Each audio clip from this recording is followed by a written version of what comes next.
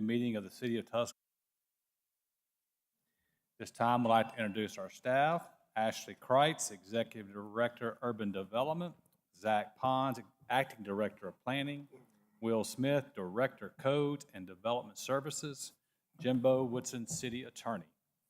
There are 9 members of the Planning Commission, all whom were appointed by the mayor for staggered terms, with the exception of the City Council representative who is appointed by the City Council. I ask that the commission members introduce themselves and state their occupation for the record, beginning with Mr. Rumsey. My name is Stephen Rumsey. I'm a local business owner. Estella Hare, Finance.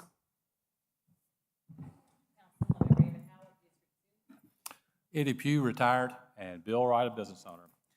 There are sign-up sheets outside for public comment. If you did not sign up, you will still be given an opportunity to speak during the public comment portion of the agenda. This commission will take up the items in the order of the agenda. The commission will receive a presentation from staff regarding proposed zoning text changes for the articles identified for discussion. The commission will vote to recommend or not recommend these amendments. Note that the Planning Commission is a recommending body for the zoning text and zoning map changes. The City Council is the final authority. After the staff presentation, the floor will be open to public for comment. Individuals wishing to express support or opposition will be given 3 minutes to speak. Only the Planning and Zoning Commission can grant a specified time extension to an individual. Public comment will be received, the floor closed to public comment, and the commission will open discussion among themselves, reserving the opportunity to vote to accept or reject any proposed changes for final consideration at the review meetings that will take place in 2023. These proceedings are video recorded and broadcast live. All public comments should be made at the podium into the microphone. Please first state your name and address for the record. As related to jurisdiction, zoning text amendments, sections 1152-76 of the Code of Alabama states, the legislative body of such municipality shall provide for the manner in which such regulations and restrictions and the boundaries of such district shall be determined, established, and enforced from time to time, amended, supplemented, or changed, and may adopt such ordinance as may be necessary to carry into effect and make effective the provisions of this article. The Planning and Zoning Commission serves as a recommending body to the legislative body. While the zoning text amendments will be considered in pieces, they will not be enforced until the full zoning text is adopted and the zoning map changes have been implemented. In layman's terms, if there is a vote at any point to recommend changes, they will not be enforced or any property until the City Council adopts the zoning text and zoning map changes formally through many public hearings. At this time, I'd ask, do any members of the commission have any conflicts of interest or possible conflicts for any topics on the agenda for discussion this evening? If so, please state for the record. With that, we will begin. Ms. Kreitz. All right, good evening, Commission. Your commission tonight, so sorry.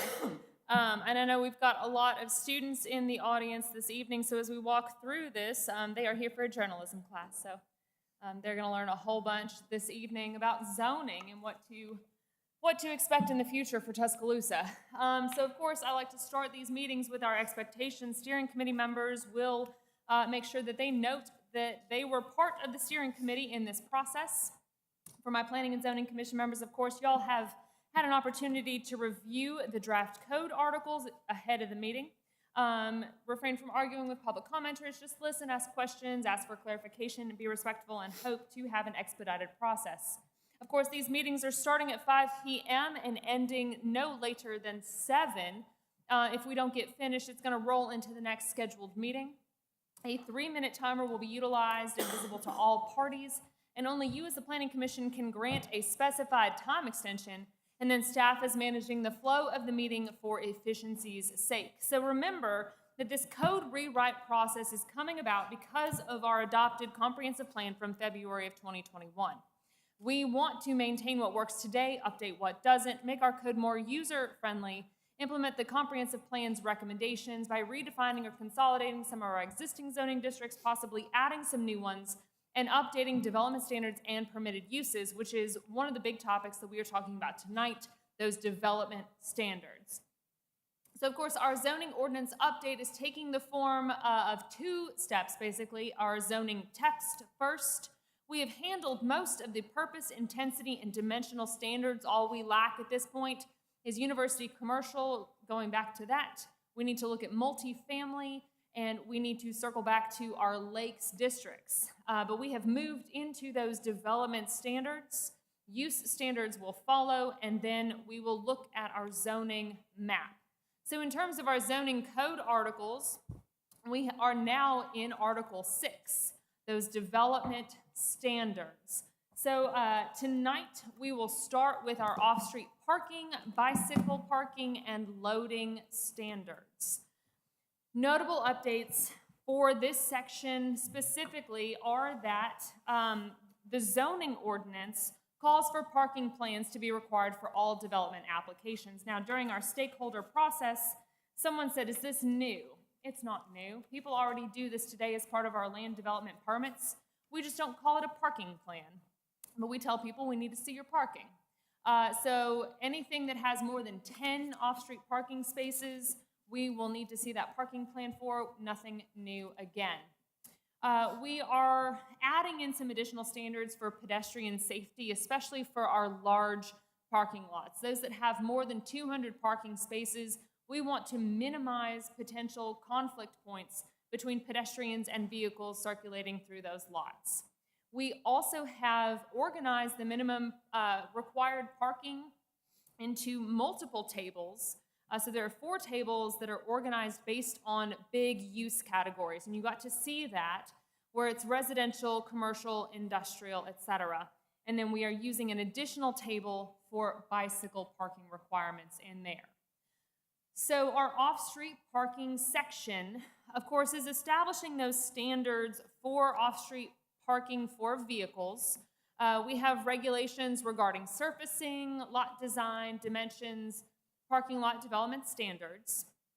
The minimum off-street parking requirements are outlined for our districts, but we also show in a couple locations, downtown specifically, reduction of parking through a parking study.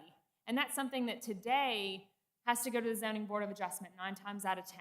Well, you'll see and you've gotten a chance to see, but the Director of Planning is now able to review these parking studies.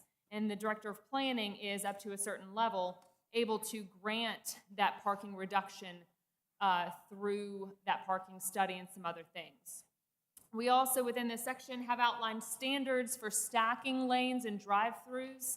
Right now, that only exists within our MX districts. We need to make sure that it's a citywide situation, that you have enough space to stack a number of cars through a drive-through, for example. And we also want to, again, reduce points of conflict between pedestrians and vehicles. So our off-street parking table that you got a chance to review will not look like this at the end of the day, of course. There's no need for me to keep that blue column in the middle when this is adopted, but you'll see that principal use or category type on the left-hand side. You'll see what the current standard is and what is being proposed in the future. And so you will see the proposed changes. Nursing home, for example, is 0.6 parking spaces per bedroom. Well, we're proposing 1 parking space for every 4 beds. And in our stakeholder involvement for these parking standards, we've heard no negative feedback regarding what's being proposed. We've hit that really nice middle ground. You know, when you've got a code from 1972, all you can do is go up. And so we've got the MX districts that came about in 2011. And so finding that middle ground between the two has been really critical, and we think we've accomplished that for our off-street parking standards. Our stakeholder involvement identified just a couple points of clarification and question that I think are worth bringing up to you as the commission this evening. And they can be things, if you say, yeah, that's okay, or hey, let's revisit that, we can revisit that as staff with our consultants. But bay parking, today, if you pull in off of an alley onto private property, bay parking has been allowed in conjunction with the city engineer's office. What the current code is saying is that you can only utilize that bay parking through approval by the Office of the City Engineer, which is basically what we do today. And if y'all are okay with maintaining that ability for the city engineer and her staff to use their guidance and their professional expertise in what will work for traffic circulation, I'm okay with how we have written it as well. The other point of discussion, I think, and we just need to bring this back to the consultants because it was an excellent question.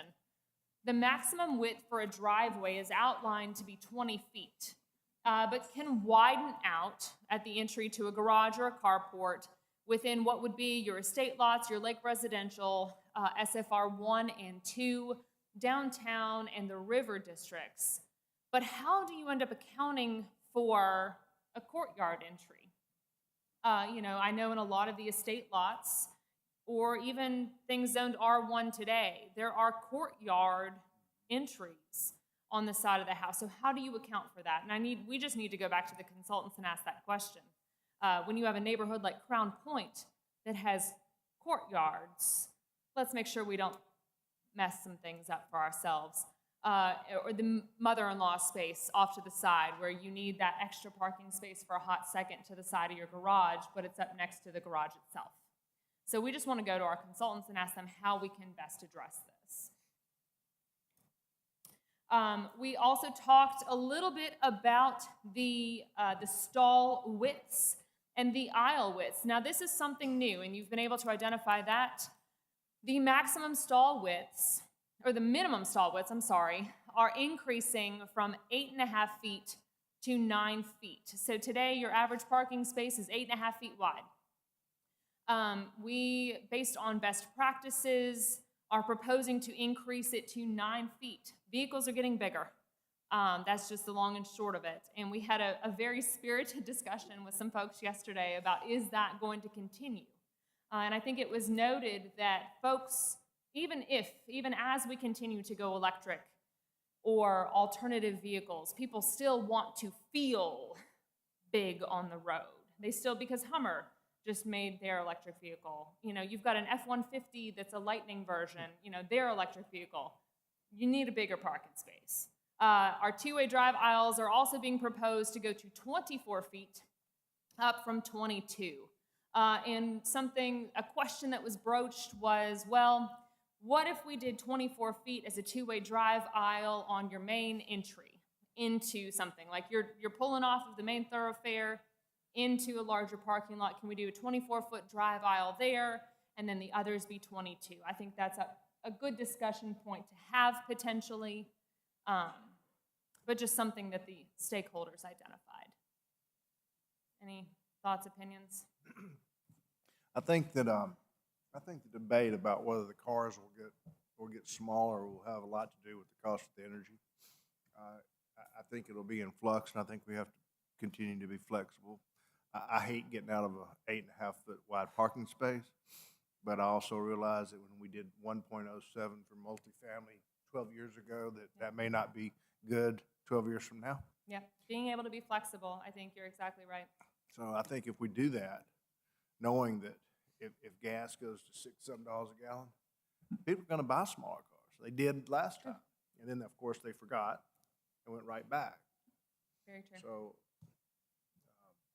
at the beach, if you go to the shopping centers, they have incentives for people to drive small cars and park them at the front door that are the compact car spaces. I really like that. Yeah. And I'm surprised the university hadn't done that in their parking decks to give an incentive to people to not drive these F-150s. Yeah. I used to fit in a Ford Escape into a compact car space. Yeah. It's really a good idea because, the day they start giving an incentive for people to buy them. That's true. But right now, if you buy a parking pass in the deck over there, it's no different for the Escape or whatever. Or Exactly. the F-150. We'll continue to be flexible. So on that note, one of the interesting conversations that we had, and Mr. Pons and I were discussing it earlier today, the electric vehicle parking spaces. So right now, if you take a look at page 621, what it calls for is a parking lot with more than 50 spaces has to dedicate 2% of the spaces to electric vehicles. Now, granted, if you've got a parking lot with 50 spaces, that just means 2 of them have to be electric vehicles. But the discussion that we've had with some stakeholders is that necessarily the right way to do it? Or do you incentivize electric vehicle spaces based on the use? Do you necessarily need the electric vehicle space at a grocery store when most folks who own an electric vehicle are charging at their home, driving to get their groceries and coming back? Or do you need to have them at your hotels, multifamily areas, gas stations, and some other uses? And so it was a truly fascinating conversation yesterday at lunchtime. The other odd thing about this is new parking lots for multifamily are being required through the current draft of this code to provide underground conduit to account for electric vehicle charging stations. Not saying that they have to do it at that moment, but in the future, be able to provide at least 25% of their required parking spaces as electric vehicle. And what we consistently heard yesterday was our market isn't there yet. And I don't disagree with them, but what I'd like to see us do is find ways to incentivize the electric vehicle spaces. We have so many organizations, so many companies coming to us and saying, we want to put in a charging station. These are car dealerships. These are hotels. These are gas stations. You know, the things that we mentioned on this list here. And they're just doing it because they think that's where they need to be, and I love that. So how do I get other folks to do that? Is what I'd like to see instead of all parking lots with more than 50 have to do at least 2%. So you're talking about 25% with potential for charging? So for multifamily, what the code proposal right now is, you've got a parking lot with 100, but you've got to make sure that parking lot for 100 has 2% as electric vehicles, and then wired for electric vehicles, and then you have to make sure that 25 have the ability, the conduit underneath, that when you want to retrofit, that you've got the conduit in the ground and you can grab and go. But also, I think what that doesn't account for is technology, and that technology can change over time, and I don't know what we'll expect in the future. Well, I mean, this would have one per 50 spaces. Yes. Oh, no, one. So it's funny, because if you're at 51 times 0.02, that puts you at 1.02 and round it up to the next highest number, which is how it currently reads. So. But if you require them to do 25% for future electric cars or whatever, how do you make them at some point add those spaces? Because you might get in a situation like we required apartments to have retail on the ground floor, and they never did. They just left that ground floor. The group yesterday, to echo what you said, the group yesterday really held firm to, we need to be able to let the market decide, but we also don't need to add what is a pretty substantial cost to somebody who may not eventually get to this place of wanting to have 25% of the people they rent to with electric vehicles. Or let's say that you've got a developer that has multiple apartment complexes. Maybe he has one that is, the real techie complex, and that's where the folks with electric vehicles end up, because he's got a cajillion million at this one and the other older. I think there's a better way of doing it, is the long and short of this. Yeah, There's a better way of doing this. If they're going to require no gas vehicles after 2035, is that what they're trying to do? Listen, I've heard that. We'll see what happens. Who was meeting yesterday? This was organized by the chamber yesterday. And Did they talk about that? I mean, it The- seems like a phase-in thing would be appropriate. I mean, 25% is a pretty burdensome. 25% is pretty burdensome, I agree with you, and But I that's mean, where, But it's in their best interest too. I mean, to go ahead and get ahead of it if they're gonna pour concrete, right? they need to be forward-leaning. I agree with you there. And we did talk quite a bit about how things are changing, and I think there's that air of cautious optimism, but also being cautious with your pocketbooks. So, but as a high point, the off-street parking alternatives are a huge hit. So let's talk about those really quickly. So in order for the Director of Planning to consider some parking reduction options, the director can take a look at a parking study or a proposal that would allow for up to 60% reduction through an analysis that parking would support the demand. If you're a mixed-use development, you could do shared parking. If you've got condos and retail and some other things, you could put together a proposal that says, listen, I've got all of this in one area. I don't really need to have 200 spaces because my daytime, nighttime shift will happen, and the people who live here can use the parking spaces at night. My business is during the day. Everything is great. For off-site parking, there's some off-site parking agreements that we are taking a look at. On-street, allowing a reduction of up to 12 if you've got available on-street parking, and then some valet for hotels or restaurants. We do a lot of that today. We see a lot of that today. And so it's just really codifying it and allowing the Director of Planning to take a look at it. So taking a look at the bicycle parking and loading. So this is establishing some minimum requirements just in some zoning districts, not across the city, for bicycle parking spaces.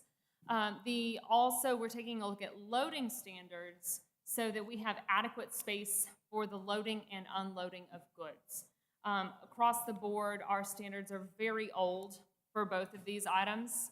And what you see is a bicycle parking table similar to the vehicular parking table for these uses. Now, what the stakeholder groups for the last week or so have identified is that we may want to remove neighborhood commercial for now. Right now, the bicycle parking is required for downtown perimeter, downtown historic edge, the riverfront, neighborhood commercial, and university commercial. And in discussions, that neighborhood commercial may need to be removed for now because the infrastructure does not exist. So we'd be requiring bicycle parking spaces at shops at Legacy Park again, for example. But no one is riding their bike to shops at Legacy Park. We need to make sure that that infrastructure gets in place for some of those. But in downtown, you at least have some bicycle lanes and things and better abilities for people to get around. The riverfront, you've got a lot of investment that's happened with your Riverwalk. You've got the RAISE grant that is actually calling out bicycle transportation between downtown and campus, improving our infrastructure there. So we think removing neighborhood commercial for now is most appropriate, knowing that we can always bring it back. When you say infrastructure, are you talking about paths? Lanes, yeah. All righty. Anything on parking? I know it's cool. And what's even cooler are fences and walls. So let's talk about those really quickly. Right now, our fence standards are in section 24.112. I forget how many exact sentences it is, but it's not very much, and it is what we have gotten to work with since 1972. So what this does is helps us regulate location, height, materials, and design for fences so that we can best handle what those look like at the end of the day in a more clear fashion. So the majority of the standards are already what are in the current zoning ordinance. One of the biggest things that we have added, though, is a list of prohibited materials. We don't have material standards for fences except in a few districts today. Our MX districts, the mixed residential districts, and in the university. That's it. So we have added in some prohibited materials, and you'll see those listed there. Barbed wire, electric fence, razor wire, concertina wire, chain link in front of multifamily or businesses. But what this does, understanding that there are instances where you might need something, they can make an ask, and the Director of Planning can consider a security exemption. And so let's say that you've got someone who wants to put razor wire around their business because they have a lot of high dollar things inside, and that's just what they want to do. They can make an appeal to the Director of Planning outlining their needs. The Director of Planning can either grant their security exemption, or if the Director of Planning says, hey, this doesn't meet the standards that we've outlined for me to consider, they can then go to the Zoning Board of Adjustment. So there's that relief valve in that sense. So that will be exciting. And finally, let's talk about lighting. So today, we have lighting spread throughout the zoning ordinance in various and sundry places. So we are consolidating everything into one section, regulating lighting so it's installed, maintaining adequate levels of lighting, preventing light spillage onto adjacent properties, curtailing our light pollution, conserving energy, and making sure that in installing lights, we can ensure the safety and security of people and property. Most folks today, when they are developing, are doing some level of exterior lighting. What this does is maintains most of what we currently have in code today. We're adding in some graphics to support lighting standards, and I think we'll be asking for a few more. We start to clarify light trespass. We outline requirements for lighting standards like sports venues, etc. And then we have a review procedure, again, for lighting exemptions, giving that to the Director of Planning to review for a security exemption, but also knowing that the relief valve for that goes to the Zoning Board of Adjustment. So for this portion, our stakeholders merely identified that the applicability provision for this lighting section applying to all new development could make the LDP process significantly more involved and expensive. So that is something to consider. When you look at the applicability for this portion, it says all new development of more than 50%, or an expansion of the parking by, I think it's 10 spaces or more.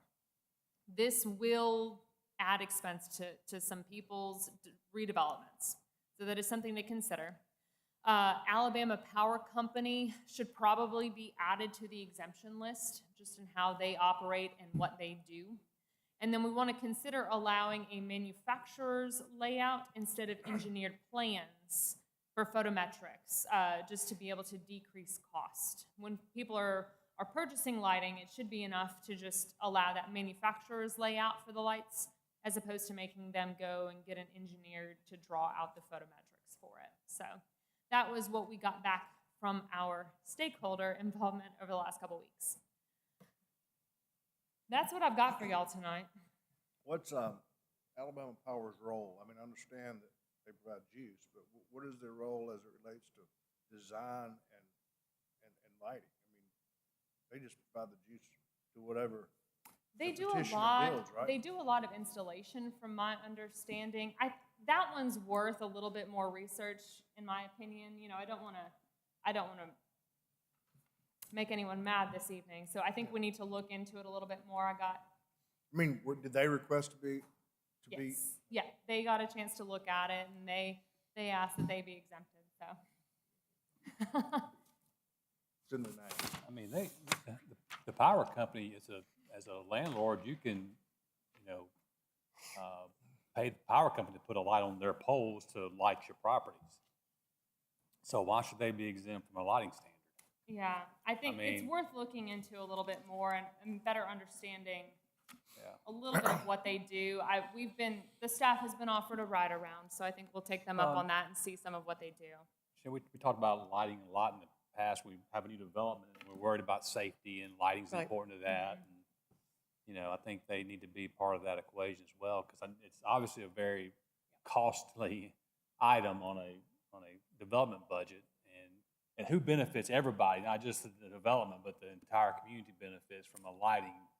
I just feel like you talk about incentive a minute ago for, you know, other items. Well, what about the incentives for the developer to light the surrounding property for safety and Mm-hmm. Yeah. everybody? Well, and there's the issue of light pollution too, right? Yes. We've looked at neighborhoods being affected by commercial developments or institutional developments even. And you see within the proposed text Right. updates, you know, it's all down-directed lighting. There's a few exemptions, like sports fields and things like that, where Right. you do have to project out, but for the most part, those are so far away from anything else that you're not gonna get the spillover, and they turn off. I guess I didn't understand in what capacity they would be exempted, because if they design their own building and they're exempted, then they Right. wouldn't have to. We need to look into it a little bit more and flesh that out some. Yeah, I mean, that's going to be specific about what are they concerned about. Yes, I agree with that. Commission, in public comment, before I go sit down, I forwarded you that packet of comments from a couple individuals that submitted online. I know you had a chance to read those. Any questions on any of that? Did we have a sign-up sheet outside? We did. Okay. Do we Did have a you- sheet for? Are we going to build some more lanes? I know that when you had the walkable city guy come to town and he came up with some ideas, then you have these people. But I mean, we've added some lanes, haven't we? We have, in the RAISE grant that the city of Tuscaloosa received, 17 million, is that right, Mike? 17 million will improve our bicycle infrastructure between 21st Avenue and the stadium. So we'll have improved bicycle and pedestrian thoroughfares all the way into campus from downtown. $17 million. 17 mil. They're gonna take And the we're- power underground. And at we're the going same to time? paint a stripe down the side of the lane? No, it's a whole thing. It's a Oh. whole sidewalk parking infrastructure deal. It's gonna be cool. Okay. Yeah. Have we seen that yet? No. I mean, because you know you're gonna lose a lot of on-street parking. No, you there. won't. Have faith, bud. Have faith. You get ready for the uproar. Hey, have faith. I have faith, but I know the phone's gonna start ringing once we go down that road. Well, if they ever get to that deal where they have the cars, where you call a car on your phone, which they talk about, all this will be moot, right? That's why you get the big bucks, Bill. Really? Check my change. Okay, any public, no one did sign up, I guess, or, nope, okay, no one signed up. Would anyone in the audience care to speak or have any comments about tonight's agenda? Please come forward. Okay. Having heard none, anybody from the commission have any comments about tonight's? I think that the only thing I'd say is, and I think you were on the board, Bill, when we passed that 1.07 parking on multifamily. I don't know that. I think has that stood the test of time? That's served the test of time, at least for the last decade. How's it doing? I mean, when we passed it, we said we would watch it. Yeah. Well, and what we've done over time, we've necked it down to student-oriented developments or one per bedroom. And what this is proposing is, of course, we're splitting out and saying student-oriented dwellings are only permitted in certain districts. And so your multifamily, once we get to it, multifamily, strict multifamily, what we think of as traditional style. Conventional. Yes. Traditional multifamily will be 2 per unit. 2 parking spaces per unit is what's being proposed, but that's for your traditional multifamily where you should not have multiple drivers in that. You should have like 2 folks in there with a vehicle as a family unit. So, but yeah, it has stood the test of time though. The 1.07 has, and that's where I think we'll continue to be successful with it. Any other comments? Mr. Crouch, you want to address next steps? It's on the, and we'll, Exactly. So next month, Commission, we are taking a look at our planned development districts. You will be happy to know it is a mere 10 pages this time. I just printed it off for myself to take another look at. We'll be sending that out to you for review shortly. In December, we are looking at subdivision regulations, part 1. And that first week of January, we will all do a virtual only kind of refresher course as we prepare to start applying this to the colors on the map. So those land use character types, that difference between character types and zoning, and how we're going to use these character types as we start to change the colors on a map. So that will be a nice Christmas gift to us all, that January 4th virtual only meeting. Just to note, we are going to need to make some changes to the schedule just because we've had such good conversations. We need to adjust it and make sure we circle back to some of those topics that we left off on. So expect a proposed schedule amendment probably at your planning commission meeting in November. We'll put something like that on the agenda to review. So, One more question, Yes, sir. Ashley. Your parking deck, yes, sir. over the years, you know, it hadn't been utilized that much by the businesses for their employees. It seemed like more people are using it now, are they? I mean, I think when I so. drive through it, it's usually this time of day, but I didn't know during the day, how's it look? I think during the day it's getting quite used. More and more than when I first started working here. I think it gets more and more full. Do you think it's people shopping or people going to restaurants, or do you think the employees are using it? I think it's everybody. You know, this time of day, you start to see people who are parking to go over to a restaurant or something along those lines. During the day, you get folks who are shopping. I think people are getting more and more used to And we using put the deck. didn't we put some signage up? Oh yeah, we did some cute stuff to it. Lit it up like a Christmas tree, put some new signs on it, so.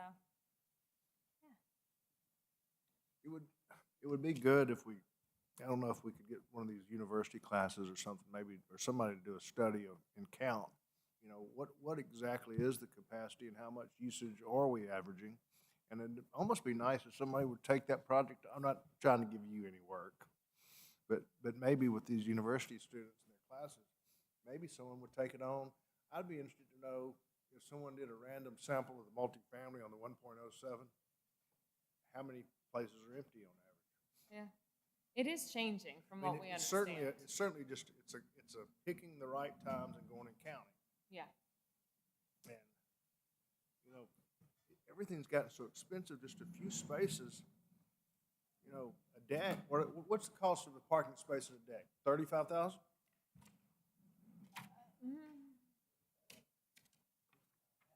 I'm talking about at UA, I mean, that's what I heard.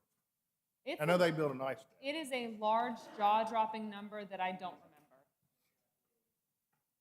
We've heard 15, 20,000.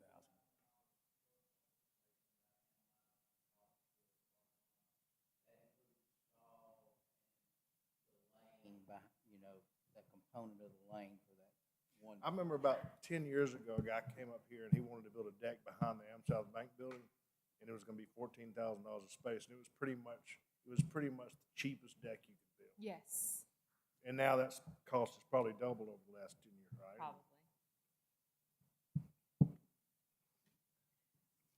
Well, for those folks watching at home who would like to provide comments, please go to framework.tuscaloosa.com. You're able to review the draft articles, submit comments, view the meeting schedule. And with that, Mr. Wright, anything else? Anything else from commission? All right. All righty. If not, meeting adjourned. Thank you, Mr. Good- Wright, staff. Good deal, good deal.